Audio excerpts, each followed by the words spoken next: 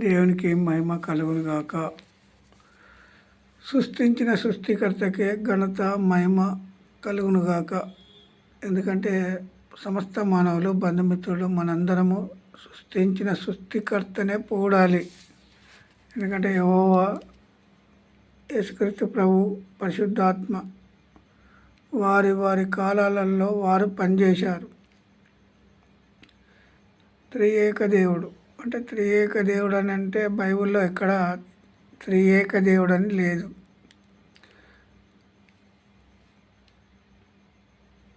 రోమాపత్రిక 8వ అధ్యాయము మొదటి నుండి.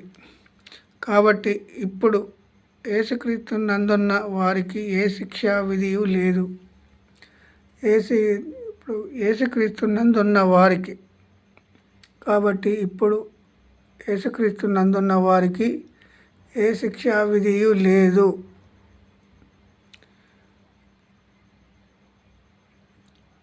క్రీస్తు యేసు నందు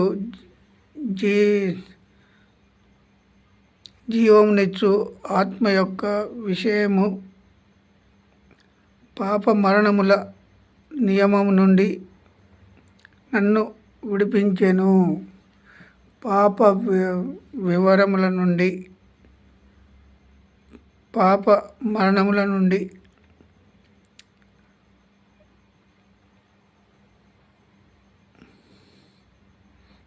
ఇప్పుడు జీవమునిచ్చు ఆత్మ యొక్క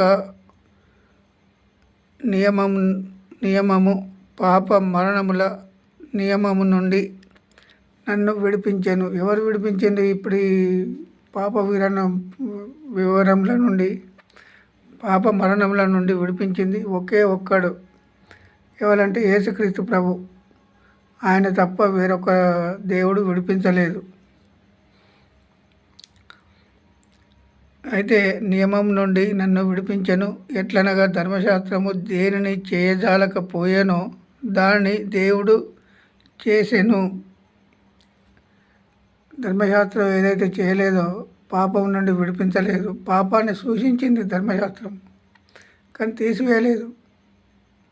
తీసివేసినట్టయితే యేసుక్రీస్తు ప్రభు ఈ లోకానికి వచ్చే వ్యక్తి కాదు.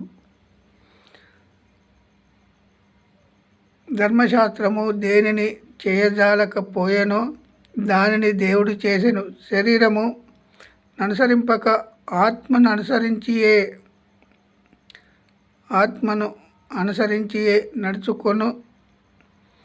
మన యందు ధర్మశాస్త్ర సంబంధమైన నీతి విధి నెరవేర్చబడవలెనని పాప పరిహారం నిమిత్తము దేవుడు తన స్వంత కుమారుణ్ణి పాప శరీర ఆకారముతో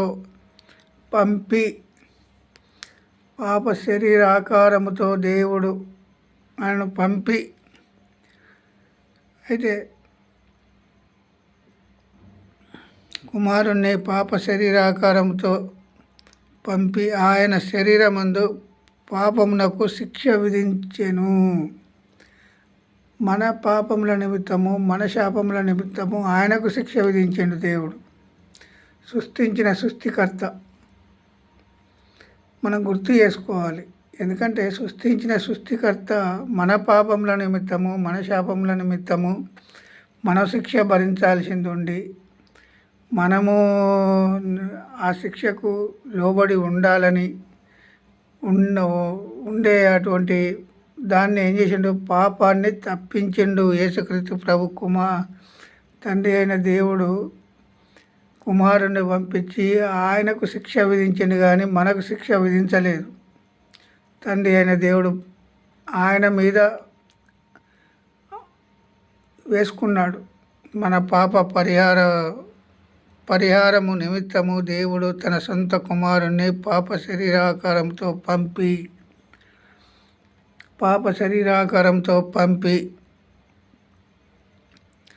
ఆయన శరీరమందు పాపమునకు శిక్ష విధించెను.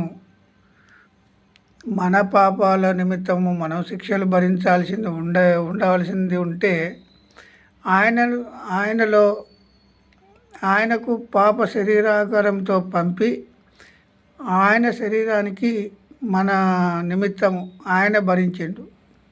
ఎవరు? దేవుడైన సృష్టించిన సృష్టికర్త దేవుడైన యేసుక్రీస్తు ప్రభు. ఆయన మన నిమిత్తం చనిపోవడం ఏంది అసలు? మన పాపముల నిమిత్తము, మన శాపముల నిమిత్తము ఆయన చనిపోయాడు కదా. మరి ఈ సేవకులకు ఎవరికైనా అర్థమైందా? మరి ఇప్పుడు నా పాప దోషములు నా ఎమ్మడే ఉండాలి కదా.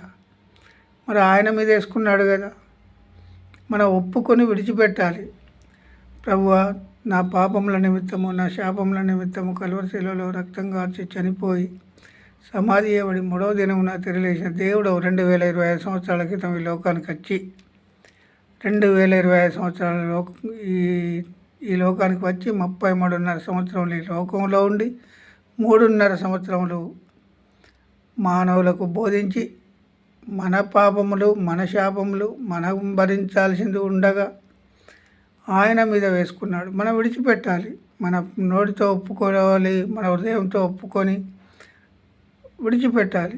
మన హృదయంతో ఒప్పుకొని నేను పాపంలో పుట్టినవాడను ప్రభువా, నేను శాపంలో పుట్టినవాడను, నువ్వు కలువరి శిలువలో రక్తం కార్చి చనిపోయి సమాధి చేయబడి 3వ దినమున తిరిగి లేచిన దేవుడవు, నన్ను కూడా తిరిగి లేపండి ప్రభువా, నీ రక్తంలో నా పాపములను కడగనియండి ప్రభువా, కడుగు ప్రభువా అని మనం ఒప్పుకోవడమే. ఒప్పుకుంటే మన పాపాలు ఆయన మీదకి, మన దోషాలు ఆయన మీదకి పోతాయి. మరి ఇప్పుడు ఎంతమంది ఒప్పుకుంటున్నారు? ఇప్పుడు నా శిక్ష నేనే భరిస్తా అనే దేవుడు కాడు. మరి నీ పాపములు మోయడానికి ఆయన ఎవరు? నీ పాపములు, నీ దోషములు ఆయనలో విడిచిపెట్టుకోని అన్నాడు కదా. మరి ఆయన దేవుడే కాదు. మరి నీ పాప దోషములు మరి నీ మీదనే ఉండాలి కదా. నీ పాప దోషములు నీ మీద ఉండలేవు కదా. ఒప్పుకొని విడిచిపెడితే ఆయన రక్తంలో కడగబడతాయి మన పాపాలు, మన శాపాలు. మనలో తెల్లటి వస్త్రాలు మనకు ధరింపజేస్తాడు. తెల్లటి వస్త్రాలు మనకు ధరింపజేస్తాడు దేవుడు. మన హృదయానికి, మన ఆలోచనలకు, మన క్రియలకు ఆయన మీద వదిలిపెట్టాలి. మనం ప్రార్థన చేయాలి. ప్రతి మానవుడు లేచిన దగ్గర నుండి మొదలుకొని ఆయనతో ఉండాలి, ఆయనలో ఉండాలి.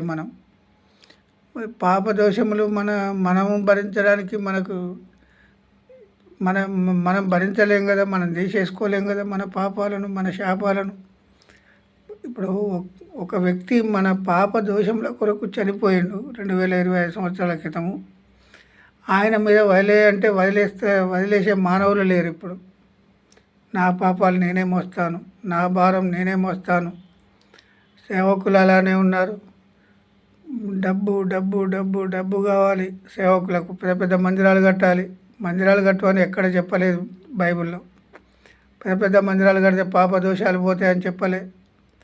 మరి మందిరాలు లక్షల మందిని ఇప్పుడు పరలోక రాజ్యానికి వారసులుగా చేయడానికి మనవుల కాపర్లుగా నియమిస్తే మరి ఎంతమందికి అర్థమయ్యే విధంగా కాపర్లు చెప్తూ ఉన్నారు.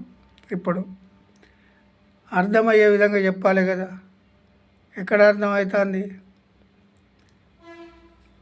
మన పాపముల నిమిత్తము, మన శాపముల నిమిత్తము 2025 సంవత్సరాల క్రితము యేసుక్రీస్తు ప్రభు ఈ లోకానికి వచ్చిండు. 33.5 సంవత్సరంలో ఈ లోకంలో ఉన్నాడు.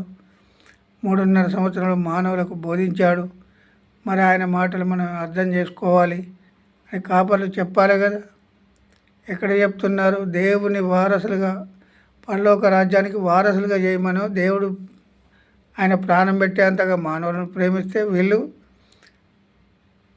దోపిడీ చేస్తున్నారు. ఇప్పుడు డబ్బు దోపిడీ. పెద్ద మందిరాలు కడతాం, మా తరాలు తిన్న దంగని ఆస్తులు సంపాదిస్తాం. బైబిల్లో ఎక్కడ ఒక్క లేఖనం కానీ, ఒక దేవుని వాక్యం కానీ లేదు. నువ్వు తరాలు తిన్న దంగని ఆస్తులు సంపాదించమని ఎక్కడ రాయించిండో చూడండి. ఇప్పుడు నీవు బతుకుతేనే బ్రతుక సేవకుడా? ఇప్పుడు ఎదుటి వ్యక్తి బతకద్దా? ఎదుటి వ్యక్తిని కూడా బ్రతకాలని చూడాలి కదా. ఇప్పుడు ఆదిమ అపోస్తలులు మిగులు ఆస్తులు ఉంటే వాళ్ళ పాదాల దగ్గర పెడితే అది లేని వారికి పంచెను, ఉన్నవారి దగ్గర తీసుకొని లేని వారికి పంచెను అని ఉంటుంది. కానీ ఇప్పుడేం చేస్తారు, లేని వారి దగ్గర తీసుకొని వీళ్ళే కోటీశ్వర్లు అవుతాండ్రు. సేవకులు కార్లు కొంటాండ్రు, బిల్డింగులు కడతాండ్రు. బిల్డింగులు కడితే పాపాలు దోషాలు పోతాయని ఎక్కడన్నా ఒక్క రెఫరెన్స్ ఉన్నదా? ఒక్క రెఫరెన్స్ చూపెట్టండి. బిల్డింగులు కడితే ఇప్పుడు మందిరాలు, పెద్ద పెద్ద మందిరాలు కడతాను మేము అని చెప్పేవాళ్ళు ఉన్నారు కదా. ఒక బిల్డింగ్తో నా పాప దోషాలు పోతాయని ఎవరైనా చెప్పేవారు ఉన్నారా?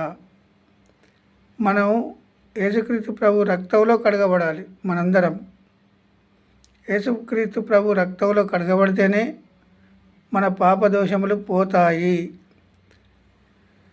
దేవునికి స్తోత్రం కలుగును గాక. ఆమేన్. యేసు రక్తమే జయం, యేసు నామం జయం, ప్రభు యేసు సంపూర్ణ జయం కలుగును గాక. ఆమేన్.